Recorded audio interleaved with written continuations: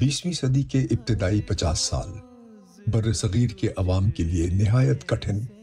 اور تاریخ ساز واقعات سے بھرپور تھے۔ ایک طرف برطانوی حکومت اس خطے سے انخلا کے لیے پر تول رہی تھی، تو وہیں یہاں بسنے والی دو بڑی اقوام ہندو اور مسلمان اس خطے کے مستقبل کے متعلق غیر یقینی اور تذبذب کا شکار تھی۔ مسلمانوں کو اپنا مفاد ایک الگ مسلم ریاست کی شکل میں نظر آتا تھا، اور اس مقصد کے لیے پورے ہندوستان میں مسلم عمائدین کی جانب سے تگ و دو کی جا رہی تھی۔ اس تمام شور و غوغے میں پنجاب میں واقع ایک چھوٹی سی بستی قادیان میں تیزی سے ترقی کرتی جماعت احمدیہ کے امام حضرت مرزا بشیر الدین محمود احمد خلیفۃ المسیح ثانی رضی اللہ تعالی مسلمانان ہند کے مفاد کے لیے ایک مستند شخصیت کے طور پر ابھرے۔ یاداں کے بناتے ہیں ہر روح کو دیوانہ، اے فضل عمر تیرے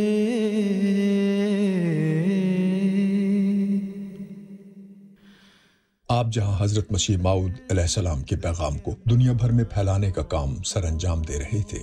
وہیں مسلمانوں کی ایک نئی ریاست کے قیام کے لیے بھی انتھک کوششیں کر رہے تھے۔ مسلمانان ہند اس وقت دینی اور دنیاوی لحاظ سے ایک پستی کی حالت میں تھے۔ نبی کریم صلی اللہ علیہ وسلم کی امت کے لیے آپ رضی اللہ تعالیٰ کے دل میں ایک درد اور تڑپ تھی، جو آپ کی تقریر اور تحریر کے ساتھ ساتھ آپ کے عمل میں بھی نظر آتی تھی۔ اور کیوں نہ ہوتی، آپ رضی اللہ تعالیٰ حضرت مسیح موعود علیہ السلام کی پیش گوئی مسلم موعود کے مصداق اور اللہ تعالیٰ کے نشانوں میں سے ایک نشان تھے۔ حضرت مسیح موعود علیہ السلام کی آپ کے متعلق پیش گوئی کے الفاظ میں ایک حصہ یہ تھا کہ وہ اسیروں کی رستگاری کا موجب ہوگا۔ چنانچہ آپ نے مختلف محاذوں پر مسلمانوں کے مفاد کے لیے عملی اقدامات فرمائے۔ قدرت نے جنہیں بخشا ایک نور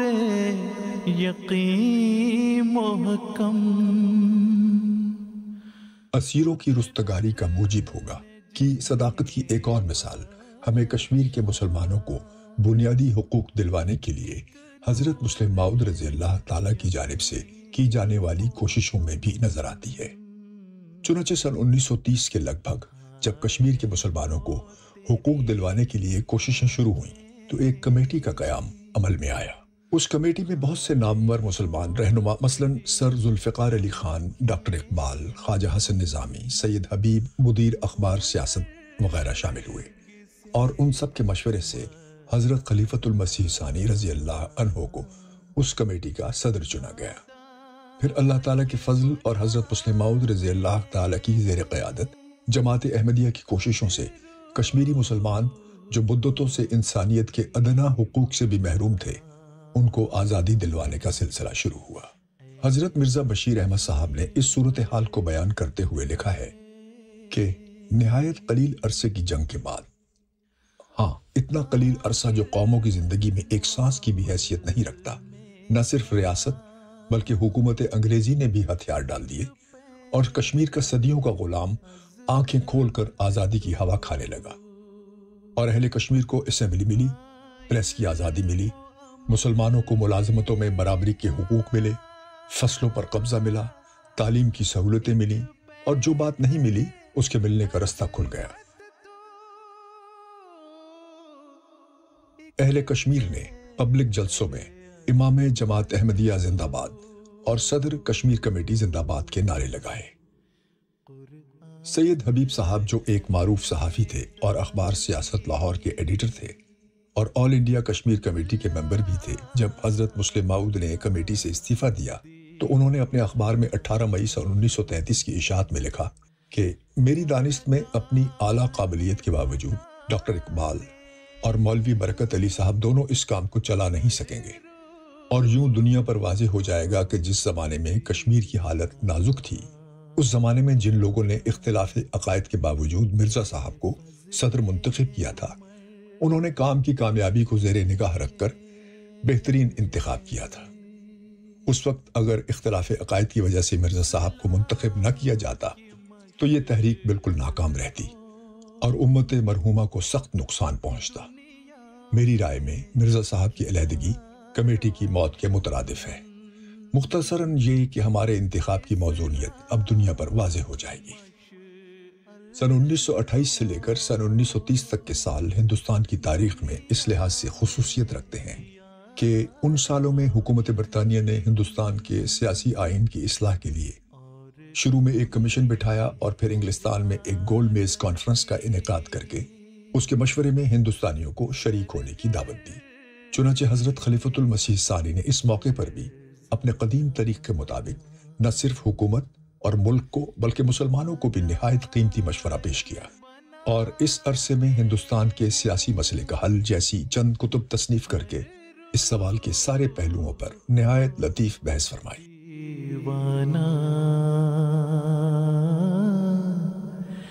اے فضل عمر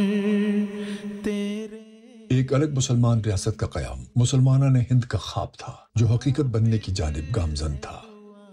قائد اعظم محمد علی جناح تحریک پاکستان کے روح رواں تھے، مگر سن 1930 کی دہائی میں قائد اعظم کانگریس میں شامل علماء کے رویے اور ہندو ذہنیت کے باعث گول میز کانفرنس کے دوران ہی سخت مایوس ہو گئے اور ہندوستان کو ہمیشہ کے لیے خیر بات کہنے کا فیصلہ کر لیا اور لندن چلے گئے۔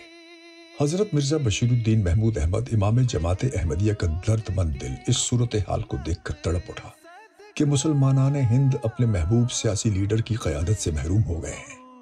اس مقصد کے لیے آپ نے حضرت مولانا عبد الرحیم درد صاحب کو ہدایت کی کہ وہ قائد اعظم کو اپنا ارادہ بدلنے پر قائل کرے۔ چنانچہ حضرت مولانا نے مارچ سن 1933 میں قائد اعظم سے لندن میں ان کے دفتر میں ملاقات کی اور انہیں مسلمانان ہند کی سیاسی قیادت سنبھالنے کے لیے واپس ہندوستان تشریف لے جانے پر آمادہ کیا۔ نیز بیت الفضل لندن میں ہندوستان کا مستقبل کے موضوع پر لیکچر دینے کے لیے بھی رضامند ہو گئے۔ قائد اعظم نے اپنی تقریر کا آغاز ان الفاظ سے کیا کہ The eloquent persuasion of the Imam left me no escape، یعنی امام صاحب کی فصیح و بلیغ ترغیب نے میرے لیے کوئی راہ بچنے کی نہیں چھوڑی۔ اس کے بعد قائد اعظم نے واپس جا کر مسلم لیگ کی قیادت دوبارہ سنبھالی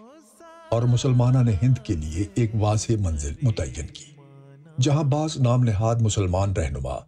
مسلمانان ہند کے لیے ایک الگ ریاست کی مخالفت پر کمر بستہ تھے اور کانگریس کی ہاں میں ہاں ملا رہے تھے، وہیں حضرت مسلم ماؤد نہ صرف اپنے خطبات و تقاریر میں تحریک پاکستان، آل انڈیا مسلم لیگ اور قائد اعظم کی حمایت کر رہے تھے، بلکہ عملی طور پر اپنی جماعت کے ذریعے اس ضمن میں اقدامات بھی فرما رہے تھے، کیونکہ آپ کی دوربین نگاہ اسی میں مسلمانان ہند کا مفاد دیکھ رہی تھی۔ اس کی ایک مثال ہمیں تحریک پاکستان کے نامور لیڈر جناب سردار شوکت حیات خان کی کتاب the nation that lost its soul کے اردو ترجمے گمگشتہ قوم کے صفحہ 195 پر ملتی ہے۔ سن 1945-46 کے الیکشن سے متعلق وہ کہتے ہیں، ایک دن مجھے قائد اعظم کی طرف سے پیغام ملا، شوکت مجھے معلوم ہوا ہے کہ تم بٹالے جا رہے ہو جو قادیان سے 5 میل کے فاصلے پر ہے، تو وہاں جاؤ اور حضرت صاحب کو میری درخواست پہنچاؤ کہ وہ پاکستان کے حصول کے لیے اپنی نیک دعاؤں اور حمایت سے نوازے۔ جلسے کے اختتام کے بعد میں نصف شب تقریباً 12 بجے قادیان پہنچا تو حضرت صاحب آرام فرما رہے تھے۔ میں نے ان تک پیغام پہنچایا کہ میں قائد اعظم کا پیغام لے کر حاضر ہوا ہوں۔ وہ اسی وقت نیچے تشریف لائے اور استفسار کیا کہ قائد اعظم کے کیا احکامات ہیں۔ میں نے کہا وہ آپ کی دعا اور معاونت کے طلبگار ہیں۔ انہوں نے جواباً کہا کہ وہ شروع ہی سے ان کے مشن کے لیے دعا گو ہیں، اور جہاں تک ان کے پیروکار کا تعلق ہے کوئی احمدی مسلم لیگ کے خلاف انتخاب میں کھڑا نہ ہوگا، اور اگر کوئی اس سے غداری کرے گا تو وہ ان کی جماعت کی حمایت سے محروم رہے گا۔ جب میں پٹھان کوٹ پہنچا تو قائد اعظم نے مولانا مودودی سے بھی ملنے کے لیے حکم فرمایا تھا۔ جب میں نے انہیں قائد اعظم کا پیغام پہنچایا کہ وہ پاکستان کے لیے دعا کریں اور ہماری حمایت کریں، تو انہوں نے جواباً کہا کہ وہ کیسے ناپاکستان کے لیے دعا کر سکتے ہیں۔ درد کے ماروں کو سینے سے لگاتا تھا، دکھ درد۔ کسی بھی ریاست کے لیے سب سے کٹھن مرحلہ اس کے قیام کے فوراً بعد کا ہوتا ہے، جب ہر طرف سے اسے دشمن کے حملے کا خطرہ ہوتا ہے اور معیشت بھی کمزور ہوتی ہے۔ پاکستان کی نومولود ریاست کو بھی سن 1947 کے بعد انہی صبر آزما حالات کا سامنا تھا۔ اس موقع پر حضرت مسلم موعود رضی اللہ تعالیٰ نے ان خطرات کو بھانپتے ہوئے ملک کے مدبروں، دانشوروں اور سیاسی شخصیات کو براہ راست مخاطب کر کے مختلف موضوعات پر لیکچرز کا ایک سلسلہ جاری فرمایا، جو 2 دسمبر سن 1947 سے 17 جنوری سن 1948 تک کامیابی سے جاری رہا۔ یہ لیکچرز آپ کے علوم ظاہری و باطنی سے پر ہوگا کہ موعود الفاظ کی صداقت بخوبی پیش کر رہے تھے۔ ان لیکچرز میں حضور نے تفصیل کے ساتھ ملک و قوم کے جملہ اہم مسائل میں اہل پاکستان کی رہنمائی فرمائی۔ حضور نے سب سے پہلے دفاع پاکستان کو مضبوط کرنے پر زور دیا۔ اس ضمن میں آپ نے بری، بحری اور فضائی طاقت کی اہمیت اور ضرورت پر بھی زور دیا۔ حضور نے پاکستان کی دفاعی طاقت کا جائزہ لیا، اس کے بعد قابل توجہ پہلوؤں کی نشاندہی فرمائی اور بعض ایسے اہم اور مفید طریق بتائے جو دفاع پاکستان کے لیے اس دور میں مفید تھے۔ اسی طرح آپ نے فرمایا کہ ملک کی زرعی ترقی کی طرف توجہ دی جائے، کیونکہ پاکستان میں اس میدان میں بڑے وسیع و عریض ذرائع ہیں اور ترقی یافتہ خطوط پر عمل درآمد کرنے سے بہت جلد زرعی دولت پیدا کی جا سکتی ہے۔ حضور نے نوجوانوں کو نصیحت کرتے ہوئے فرمایا کہ وہ اخلاق کو درست کریں، سوچنے اور غور کرنے کی عادت ڈالیں، وقت کی قدر کریں۔ آخری لیکچر میں حضور نے نئی مملکت کے اسلامی اصول پر مبنی گورنمنٹ کے لیے بعض شرائط بیان فرمائیں۔ اس کے علاوہ مساوات رکھنے کے اسلامی نظام کا تعارف اور بعض احکام کی خصوصیات بھی بیان فرمائیں۔ ان لیکچرز کو سننے والوں میں ملک کے مدبر اور سیاسی قومی سوجھ بوجھ رکھنے والے افراد کثیر تعداد میں شامل ہوئے۔ ان شخصیات نے ان بصیرت افروز لیکچرز کو بے حد سراہا اور انہیں وقت کی اہم ضرورت قرار دیا۔ چنانچہ ملک فیروز خان نون صاحب، جو بعد میں وزیر اعظم پاکستان بنے، نے اپنے صدارتی ریمارکس میں لیکچر کو سراہا اور کہا، حضرت صاحب کے دماغ کے اندر علم کا ایک سمندر موجزن ہے۔ انہوں نے تھوڑے وقت میں ہمیں بہت کچھ بتایا ہے اور نہایت فاضلانہ طریق سے مضمون پر روشنی ڈالی ہے۔ پاکستان کے قیام کو 75 سال کا عرصہ ہو چکا ہے اور آج بھی حضرت مسلم موعود رضی اللہ تعالیٰ کی پاکستان کی بہتری کے لیے کی گئی نصائح نہایت کارآمد ہیں۔ حضرت مسلم موعود رضی اللہ تعالیٰ کے دل میں یوں تو تمام دنیا کے مسلمانوں کا ہی غم موجود تھا، جس کے لیے آپ نے تقریر و تحریر کے ساتھ ساتھ ٹھوس عملی اقدامات بھی اٹھائے، تاہم مسلمانان ہند کے مفادات کے لیے آپ کے اقدامات تاریخ میں ایک الگ حیثیت رکھتے ہیں۔ ایک وقت آئے گا کہ کہیں گے تمام لوگ، ملت کے اس فدائی پہ رحمت خدا کرے۔ یاد آ کے بناتے ہیں ہر روح کو دیوانہ، اے فضل عمر